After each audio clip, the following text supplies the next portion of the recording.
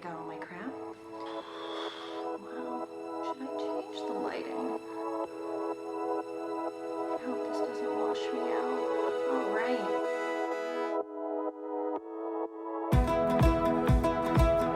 Hello, fellow humans, and welcome back to the Nerdy Fox. I'm Steph, and it is Sunday, and I actually did my makeup specifically for this. Today is an awesome day. I got my very first tag. Yay! It is by the channel Reading and Whatnot by Ariel. She has been amazing. She responds to all my videos. I swear, she's a sweetheart, and I haven't told her yet, but I think I want to start a book club with her. It'll be like comic based because she likes comics too. Anyway, I'm getting off track. What is the tag? It is the, hold on, what is this called?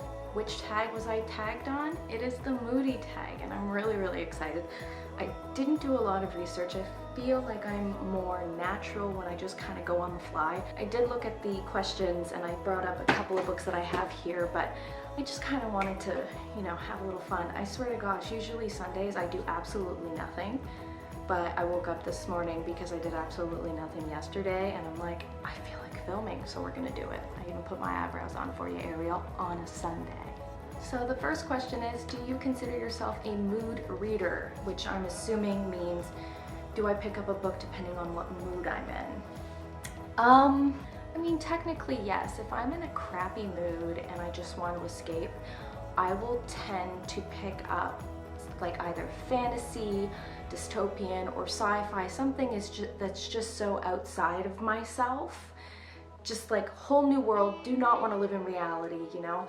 And then sometimes when I'm like romance, I'm like, oh, I just want to get those, you know, love feelings and everything, so I'll pick up something like that. I'm not gonna lie, usually if I'm like utterly depressed, I don't tend to pick up books, I tend to just watch trash TV. That's the way I go. Question number 2, do you set TBRs and stick to them? This is where my Virgo part comes out. If I set a task and a goal and everything's lined up and I'm like, start date this time, end date this time, I tend to want to stick to it. In fact, I can, you know, lose the passion in reading just because I'm like, I have X amount of books to read by this time. So it's, you know, it can be a curse sometimes, but it also makes me read all these books. Like, for example, we are currently November. We're February 7th, and I've only read 2 books from my TBR for February, and I'm internally, I am freaking out. I even said, okay, this week I'm doing a reading vlog and I'm gonna have to read at least 3 books in that whole week. Question 3 is, do books affect you emotionally? I said for my February TBR, there was a certain book that I remember emotionally. Is anybody out there? By Marian. Once again, I emotionally remember this book, and yes, there are just certain books that I immediately just get so emotionally invested, and I feel all the feelings that go into the book. Just off the top of my head, like I said, this one, and one that isn't very, I haven't heard anybody, now of course I'm going into my, oh, I just made a mess. Oh well. I haven't heard any booktubers talk about these, but I think I read these both in 2 days. It's called, it's by Gwen. It's Falling Under and Dreaming Awake. Actually, this is the same time I read Beyond the Black Door by A.M. Strickland. Oh my gosh, I really do want to do a review on this book because nobody's talking about it and it just affected me. But they're both, I remember they were both considered, what is it called? Dark fantasy? Is that it? Or gothic fantasy? Anyway, they're both considered either dark fantasy or gothic fantasy. I don't know what else to say about it, but oh, both, like, I did read them at the same time, and these, like, emotionally, it's semi-dark romance also, maybe. Anyway, the way that these were written, I was so emotionally invested and loved them. And honestly, look at that cover. Oh, amazing. I'm making a mess with my books. Question number 4, when you're feeling sad, do you like to read sad, happy, or neutral books? As I said at the beginning, you know, if I'm actually really sad, I don't tend to pick, is that true? I mean, I do not like to read sad books. Well, That's not entirely true now, is it? I like books that are emotionally disturbing, but I wouldn't consider them sad books. I like books that start in utter despair, like there's like hopelessness and helplessness with the main character, and then somehow through the trials and tribulations of the book, you know, he or she, it's usually a she, but he or she, you know, picks themselves up and makes something of themselves in spite of that hopelessness or helplessness feeling. So, I mean, the book can start out sad, but, you know, it's like an empowering book, I guess, you know, when I'm feeling sad. Or sometimes I'll just read a comic or, you know, something like totally out of this world. But yeah, I don't know if there's a specific book I like to read when I'm sad. Question number 5 is, most often, do you see reading to escape, to learn, or critically reflect? 100%, maybe not, 99%, definitely escapism. This is why I like YA novels specifically, because they're very easy to read and it's usually very emotionally angsty and it's just so dramatic all the time, and I love the worlds that were created. You know, but I do read nonfiction. Like, for example, I have The Five. I'm seriously making a huge mess of my books. The Five, it's a nonfiction talking about the 5 women that were killed by Jack the Ripper. My boyfriend got this for me on my birthday. Absolutely amazing. And it was a heavy book. It took me a while to read, a lot of information, but I absolutely loved it. I went to London a couple years with one of my best friends, and the Jack the Ripper tour was like one of my favorites. Anyway, so, you know, I do every once in a while pick up nonfiction. You know, I have the Feel Good Effect by Robyn Conley. She has an amazing podcast. That's how I discovered her. But she came up with her own book, and I had to pick it up because I love her message. So, you know, this is like self-help. Yeah, I read a lot of different books, mainly escapism, but I do like to learn. What is a book that made you laugh out loud? Okay, so this is all gonna go with one specific author, and that is John Scalzi. He is phenomenal. He is a sci-fi writer, and this is where I've never actually literally read one of his books, but I have listened to every single, that's not true. I kind of gave up on Old Man's War because I didn't necessarily like it. That's his first series of books. It's very world building, very sci-fi, and it was okay. I just kind of drizzled near the end and I just stopped losing interest. But all the books since then, yes, specifically one, Red Shirts. I started reading this book without realizing what the title of the book meant, and I'm a huge Star Trek fan, so, but anyway, if you're looking for a book that's utterly ridiculous and hilarious, do Red Shirts. And his latest series, what is it called? The Interdependency series? Anyway, I'm gonna put it up here. Those are also, once again, it's very sci-fi, world building, but the characters are so hilariously relatable. It's just, the way he does it. Anyway, I've literally laughed out loud while listening to it on the metro, walking. So if you're looking for some funny sci-fi, this is the guy. Also, plug in Lock-In, one of my favorite books. You need to read Lock-In. It is also very comical, but it's also very serious. Anyway, going on a rant. Question 7, what is a book that made you cry? Okay, so bring it up again. First time I read this, I had an ugly cry. And there's a book that probably not many people on BookTube have ever heard, but I need to give it a mention. It was phenomenal. It's called For by Sylvie Filiatreault. Probably saying it wrong. Anyway, Sylvie is a teacher here in Montreal, or in the suburbs of Montreal.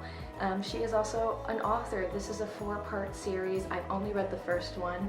I picked it up at the last convention of 2019, and you know what 2020 did. So anyway, the ending, I cried. And I emailed her and I said, Sylvie, like, I cried. I literally cried. It was so, my heart. The story is about 4 sisters who are witches that live in the forest near some English town.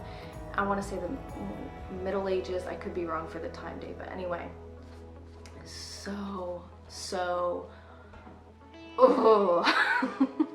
Question 8, what is a book that you didn't know how you felt afterwards? Okay, so this is where my weird reading comes in. This is a graphic novel, but Black Hole by Charles Burns. This is a trip. It's a messed up story. I can't even explain what this book is, but if you like graphic novels, and it's very interesting how they do the artwork. It's all black and white, all solid. But yeah, it's a very weird book.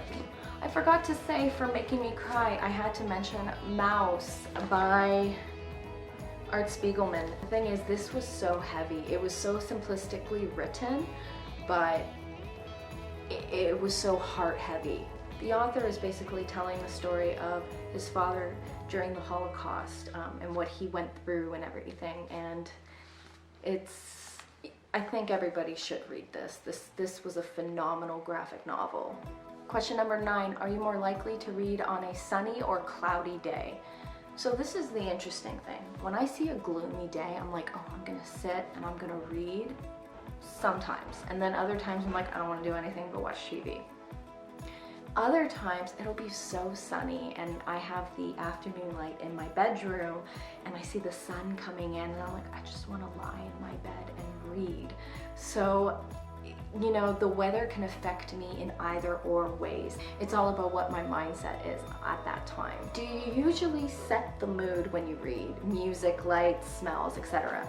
Yes, yes, yes. Okay, so this is what happens. First, candle needs to be lit. Absolutely. I get all my candles from this wonderful small local business here. She is in Laval, which is like a northern suburb of Montreal. Her candles are amazing and they're soy based. The smells are phenomenal. The name of it is Candle Bar Studio. If you're in Canada, I'm pretty sure she ships to you. Internationally, I have no idea. I'll go ahead and put her link down below. Candles, check. Next, music. Okay. I wanted to actually do a whole video based on this, and I don't know if I have enough information for a video, but listen. I cannot listen to music that has words when I'm reading because it's very distracting. So I started getting into some of the instrumental, and I would pick, you know, these YouTubes. I'd be like fantasy music, you know, for 2 hours, and I would play in the background, and those are great. But then I started getting very specific on composers and pianists and other instrumental artists. And now I have like these specific ones that I really enjoy, and I'm gonna go ahead and list it. You know what? I'm listing it. Number 1, Helen Jane Long.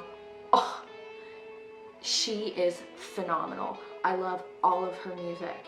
She is a composer and a pianist, and I swear, if you want some beautiful music to listen to when you're reading, please try her. Number 2, Lindsay Sterling. She's amazing. I prefer her for like any sci-fi or dystopians music, some YA fantasy too. She's a beautiful violinist.